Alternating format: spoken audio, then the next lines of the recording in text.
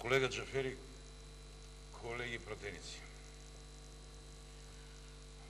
бидејќи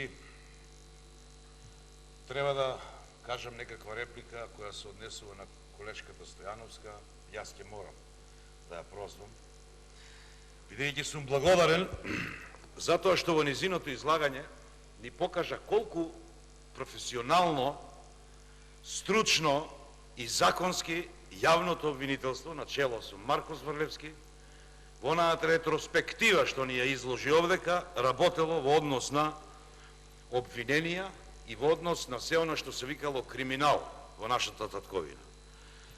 Но, одредени луѓе од оваа страна велат дека тоа било незаконски.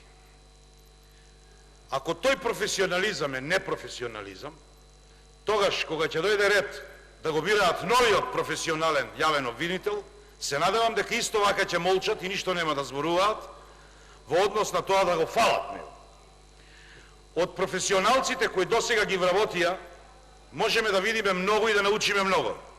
Ниеден професионалец нигде. Јас од оваа говорница во однос на изборот на министерот за финансии на господинот Тевдовски му реков дека треба добро да размисли дали може да биде министер за финансии после Ставревски или после Миновски. Но тоа е негов проблем, не е мој. Мој е да укажам.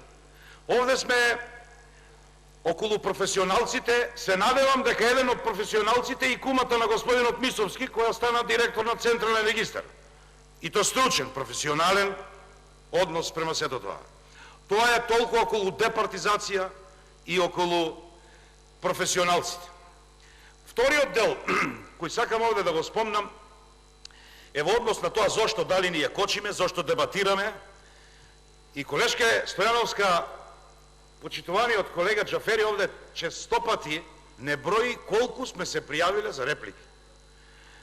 23, 25, се вкупно 70 и така натаму и така натаму. Ја не знам дали е тоа негова задача и да го критикува тоа, но немајќи можност колешке Стојановска да го искажеме сето она што треба да го искажеме, бидејќи тие точки ги нема на седницата, ние мораме во интерес на граѓаните кои не бирале да ја кажеме вистината. Едните ја кажуваат вистината, а другите кои ги бирале исто граѓаните молчат, па имаат прилика да видат.